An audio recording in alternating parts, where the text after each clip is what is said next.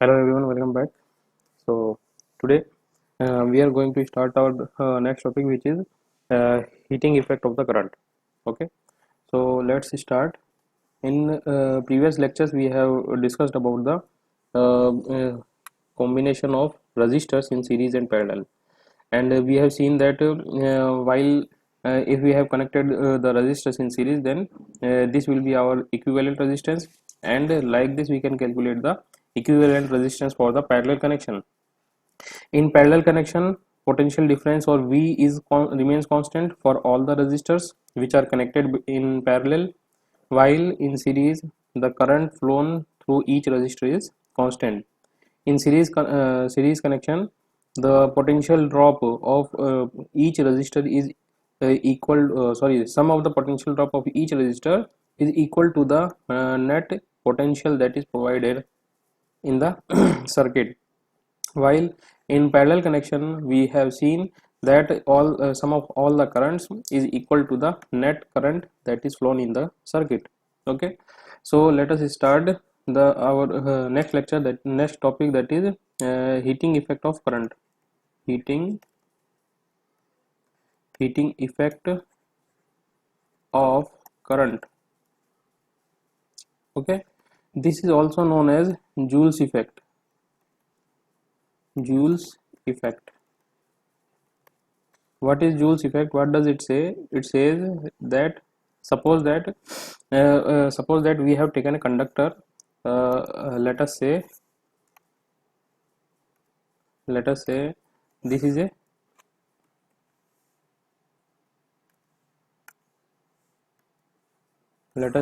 a conductor, a straight current carrying conductor. Okay, and the two ends of this conductor has been connected. Two ends of this conductor, suppose that this one is end A and this end is end B.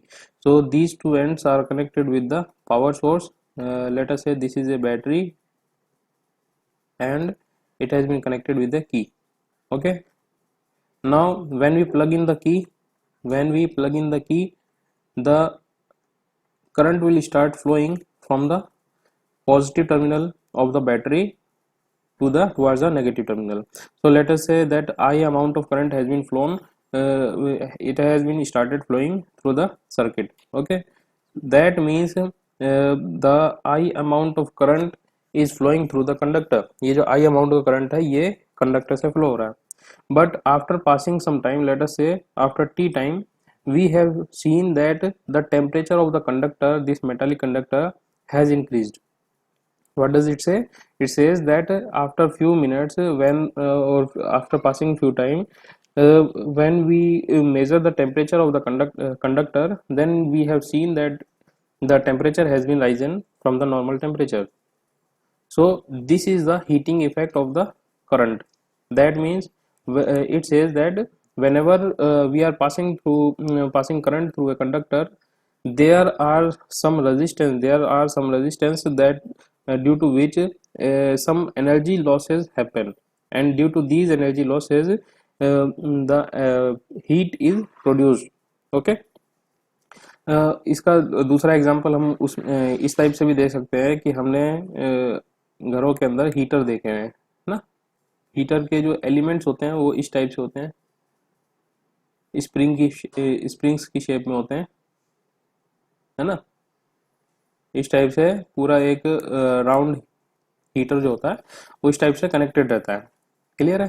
Suppose करो अब ये जो heating element है, ये heating element को जब हम power source supply करते हैं, यहाँ से पावर सप्लाई करते हैं, तो होता क्या है, ये हीटिंग एलिमेंट धीरे धीरे क्या होने लगता है, गर्म होने लगता है.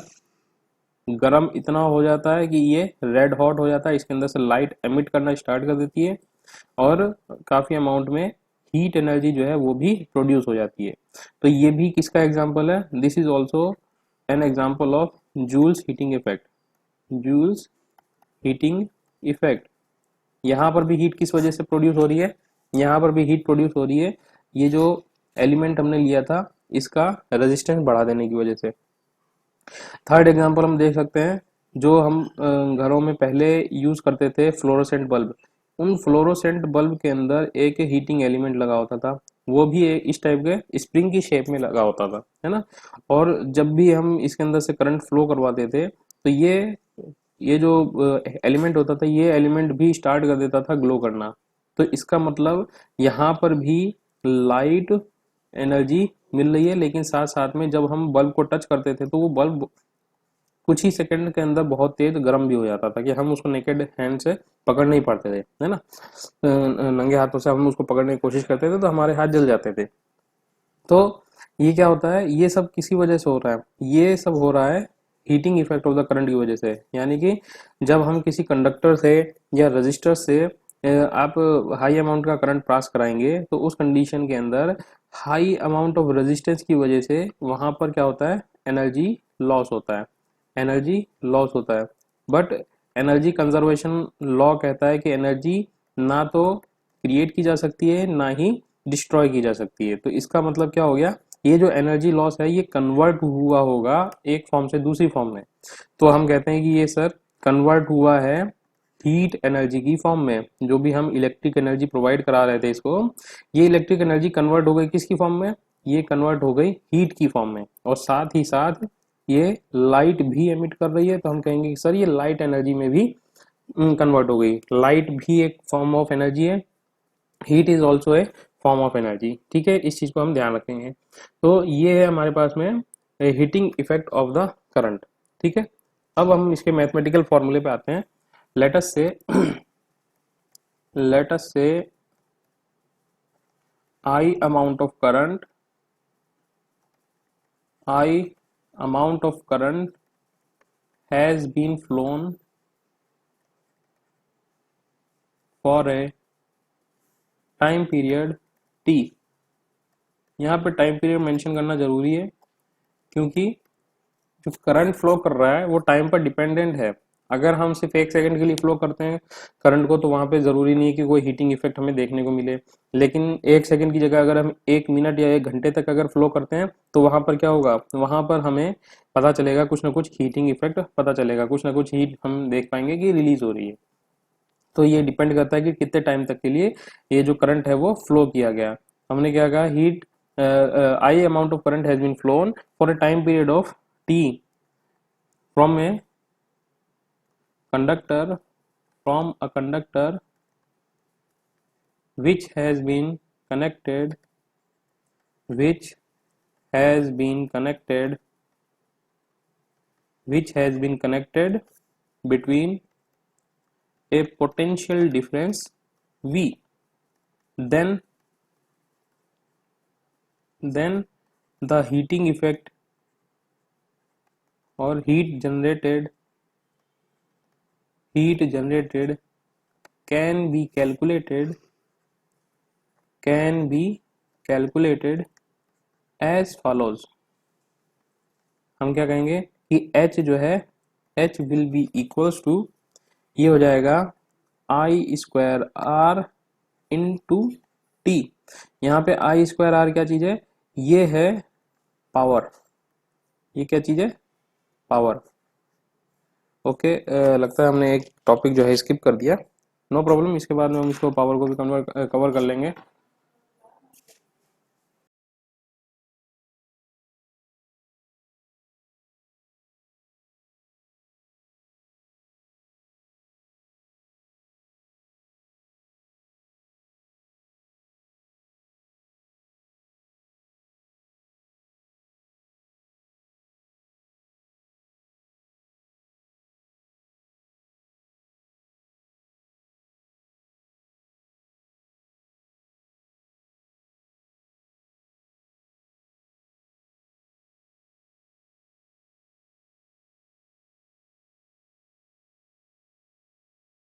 सकती है, ये हीट की फॉर्म में भी हो सकती है, ये वर्क की फॉर्म में भी हो सकती है, या किसी भी टाइप की एनर्जी की फॉर्म में, दूसरी जो भी फॉर्म है वो फॉर्म की एनर्जी हो सकती है। ठीक है, तो इसका एक जनरल फॉर्मूला हमें ये पता चल गया कि अगर हमें पावर दिया हुआ, टाइम दिया हुआ है, तो if we multiply power with time then we get energy. Clear है। तो यहां से हमें एक चीज पता चली कि I square R into T multiply करते हैं तो हमें क्या मिलता है, हीटिंग इफेक्ट मिलता है। अब ये देखो, ये हीट जनरेटेड है, तो इसकी यूनिट क्या होनी चाहिए, हीट जनरेटेड है तो हीट की एनर्जी वर्क की एनर्जी के इक्वल होती है। तो इसको हम मेजर करते हैं जूल में, जिसको कैपिटल जे से रिप्रेजेंट किया जाता है।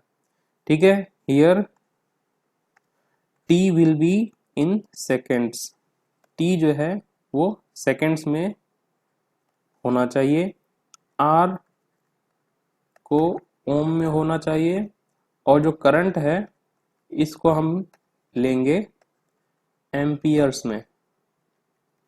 ठीक है, एम्पियर्स में। क्लियर है, टी सेकेंड में होना चाहिए, अगर आपको मिनट में दे रखा है या घंटे में टाइम दे रखा है तो उसको कन्वर्ट कर लेंगे सेकेंड्स के अंदर। आर ओम में होना चाहिए, मिली ओम माइक्रो ओम अगर इस टाइप से दे रखा है या मेगा ओम दे रखा है, कुछ भी दे रखा है तो उसको कन्वर्ट करेंगे ओम के अंदर। इसी तरीके से करंट अगर हमें मिली एम्पियर दे रखा है, माइक्रो एम्पियर दे रखा है, या फिर एम्पियर में ही मल्टीप्लीकेशन में दे रखा है तो हम उसको कन्वर्ट करेंगे सिंपली एम्पियर के अंदर। क्लियर है, चलिए अब इसको हम दे देते हैं equation number first. Now by the Ohm's law, ओम का लॉ क्या कहता है, बाय द ओम्स लॉ ये कहता है V is equals to I R. ठीक है, तो V is equals to I R है, तो यहाँ पे इस फॉर्मूले के अंदर इक्वेशन फर्स्ट के अंदर हम कुछ चेंजेस कर सकते हैं। So H will be equals to I R T था, इसको हम लिख सकते हैं I into I R into T. अब ये देखो, ये जो आई आर है ये कन्वर्ट हो रहा है वी के अंदर, so we can write H is equal to V into I into T. This is formula number second from which we can calculate the heat. अगर आपको सिंपली पोटेंशियल दिया हुआ है, here V is the potential difference in volt, ये volt में measure किया जाता है। ठीक है, बाकी सब चीजें सेम है। इसी तरीके से अगर सिर्फ हमें वोल्टेज और रेजिस्टेंस दिया गया हो तो उस कंडीशन में हम क्या करेंगे, हमको यहाँ से I को एलिमिनेट करना पड़ेगा। तो I की value by Ohm's law we can say that I is equal to V upon R, तो सिंपली I की जगह V अपॉन R पुट कर सकते हैं। Again by Ohm's law, again by Ohm's law we will see that H is equals to V into V upon R into T, or simply H is equals to V square by R into T। Clear है, this is formula number third. So हमारे पास में तीन फॉर्मूले आ गए, पहला है आई square R T, दूसरा है वी आई इंटू टी, तीसरा है V square upon R into T. इन तीनों फार्मूले से हम यूज कर सकते हैं हीटिंग इफेक्ट को, फार्मूले को फाइंड आउट कर सकते हैं। क्लियर है, नेक्स्ट आता है एनर्जी कंजम्पशन का टॉपिक पढ़ाने से पहले हम पावर को देख लेते हैं। ठीक है, what is power. So next topic is power denoted by capital P। So what is power, it is the rate of change of doing work। ये क्या कह रहा है, it is the rate of change of doing work, it is denoted by capital P,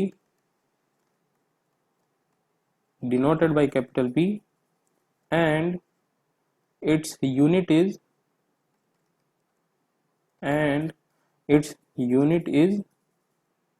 watt, WATT watt. Okay, इसकी unit है watt और joule per second. Watt ही joule per second होता है, इसको देखते हैं हम क्या होता है ये। तो सबसे पहले बाय डेफिनेशन क्या कह रहा है कि P is equals to W upon T है, work done, rate of doing work कह रहा है ना, तो वर्क तो डूइंग वर्क तो W हो गया, और रेट निकालना है तो हमें उसको डिवाइडेड बाय टाइम कर देना है, W बाई टी करेंगे तो ये हो जाएगा रेट ऑफ डूइंग वर्क। अब W जो होता है इसको हमें कन्वर्ट करना है इलेक्ट्रिकल फॉर्म के अंदर। सो हमें पता है, we know that potential difference का जो फॉर्मूला था वो क्या था, V is equal to W by Q था। तो यहाँ से सिंपली अगर मुझे W की वैल्यू निकालनी है, वर्क डन निकालना है, तो इसको मैं लिख सकता हूँ Q इंटू वी। ये जो Q इंटू वी है इसको मैं इस फॉर्मूले में, लेट अस से this is equation number 4 and this is equation number 5। तो बाई 5 की जो इक्वेशन 5 में जो W की वैल्यू है that we will put in equation number 4। So P is equal to, ये हो जाएगा Q V divided by T। Now look here we are getting Q upon T. What is this Q upon T? It is the rate of flow of charge. It is the rate of flow of charge. तो क्या होता है rate of flow of charge? We know that the rate of flow of charge is known as current. So we can write P is equals to V into I. So ये हमारे पास में formula आ गया power का। Clear है।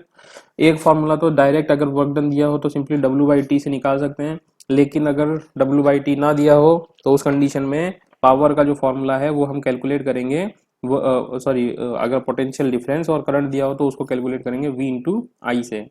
वापिस से same procedure अगर हम यहाँ पे यूज करें by Ohm's law, by Ohm's law. Ohm's law ने क्या कहा था, ये कहता था V is equal to I R. So मैं यहाँ पे ज़्यादा डिटेल में नहीं इसको वापस से सॉल्व करूंगा क्योंकि हीटिंग इफेक्ट के अंदर हम ये चीज़ सॉल्व कर चुके हैं। तो डायरेक्ट मैं इसको पुट करूंगा, यहाँ पर V की जगह मैं सिंपली आई आर पुट कर देता हूँ। तो ये जब आई आर पुट करेंगे तो ये हो जाएगा आई स्क्वायर आर, ये हो जाएगा इक्वेशन नंबर 7। और इसी तरीके से सिमिलरली अगर मुझे I को यहाँ से एलिमिनेट करना है तो उस कंडीशन में ये V अपॉन आर यहाँ पर पुट कर सकता हूँ। तो ये हो जाएगा P is equal to V square upon R. ठीक है, इसको हम दे देंगे इक्वेशन नंबर 8। तो पावर के भी हमारे पास में 3 फॉर्मूले आ गए। कौन कौन से? P is equal to V I, P is equal to I square R and P is equal to V square upon R. तो हमें कौन कौन सी क्वांटिटीज दे रखी हैं उनके बेसिस पर हम अलग अलग टाइप के जो फॉर्मूले हैं इन तीनों में से कोई भी फॉर्मूला हम यूज कर सकते हैं। क्लियर है। Now let us see what is the unit of power. Power की यूनिट क्या है? So we know that P is equal to W by T.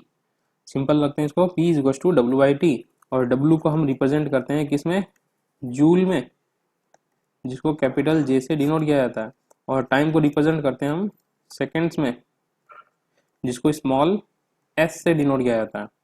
तो ये बन गया क्या? P की यूनिट बन गई joule per second, which is also known as watt. Clear है। इस वाट को भी कैपिटल W से डिनोट किया जाता है। आई होप यहाँ तक सबको क्लियर हो गया होगा। अब ये जो पावर की जो यूनिट वाट है ये छोटी यूनिट है वैसे तो जनरली हम क्या यूज करते हैं? In general we use kilowatt और मेगावाट। ठीक है। तो 1 किलोवाट किसके बराबर होता है? 1 किलोवाट बराबर होता है 1000 वाट्स के। और 1 मेगावाट किसके बराबर होता है?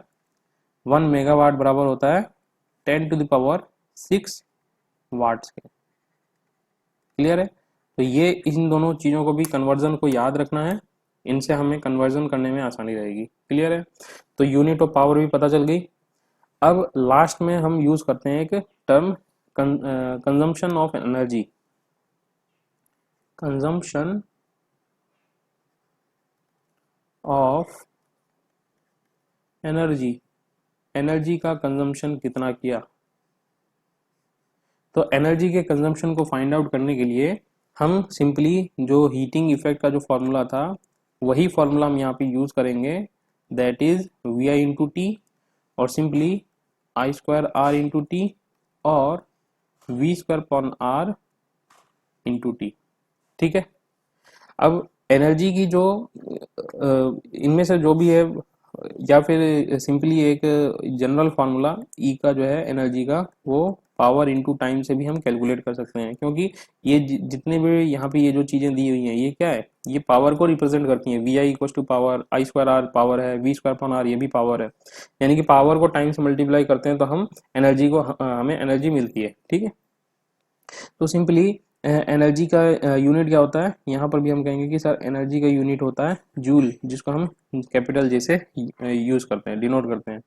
लेकिन हम जैसे घरों में जब देखते हैं तो हमें पता है कि भाई जो बिजली का बिल आता है वो यूनिट में आता है। ठीक है, तो यूनिट क्या चीज है, one unit of electricity, one unit of electricity, ये क्या चीज है, तो ये जो वन यूनिट है इसको डिफाइन करने के लिए हम सबसे पहले लेंगे 1 किलोवाट का अप्लायंस। तो ये कह रहा है कि अगर 1 किलोवाट के अप्लायंस को हमें कितने घंटे चलाना है, 1 घंटे चलाना है। तो अगर 1 किलोवाट के अप्लायंस को अगर हम 1 घंटे तक यूज करते हैं तो कंज्यूम्ड इलेक्ट्रिसिटी जो होगी वो कितनी होगी, वो 1 यूनिट के बराबर होगी। इफ इफ इसको थोड़ा ऊपर कर लेते हैं ना, if 1 kilowatt, if appliance of if an appliance of 1 kilowatt is used for 1 hour, then the consumed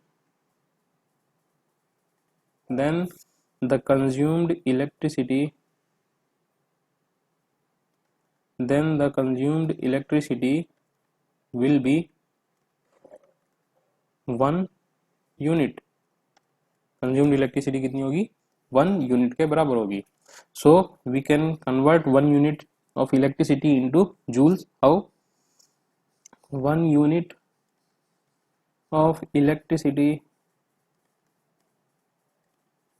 is equals to 1 kilowatt into 1 hour. यही हुआ, हमने कहा था 1000 या 1 किलोवाट का जो अप्लायंस है उसको कन्वर्ट उसको यूज करेंगे 1 आवर तक के लिए, तो 1 यूनिट कन्वर्ट हो जाएगी। अब 1 किलोवाट है, इसको हम कितने में लिख सकते हैं, इसको हमने कहा था कि वाट में कन्वर्ट करेंगे 1000 वाट हो जाएगा। लेकिन टाइम जो दिया हुआ उसको हमें पहले ही बताया था कि सेकंड में कन्वर्ट करना है। तो 1 घंटे में कितने सेकंड होते हैं, 1 घंटे में 3600 सेकेंड्स होते हैं। तो ये जो दोनों को मल्टीप्लाई करेंगे तो ये कितना हो जाएगा, ये 3600 को मैं लिख सकता हूँ 3.6 इंटू 10⁻³ और ये भी है 10⁻3, ये 10⁻3 है और इसको मैं लिख सकता हूँ 3.6 इंटू 10⁻3। अब ये बन गया वाट सेकंड में। तो ये इसकी जो वैल्यू आ गई 1 यूनिट की, वो किसके बराबर हो गई, या सिंपली 1 किलोवाट आवर की जो यूनिट है वैल्यू है वो किसके बराबर हो गई, ये बराबर हो गई 3.6 इंटू 10⁻6 वाट सेकंड कन्वर्ट हो गया जूल में। वाट सेकंड का मतलब क्या होता है, जूल। क्लियर है। तो इस तरीके से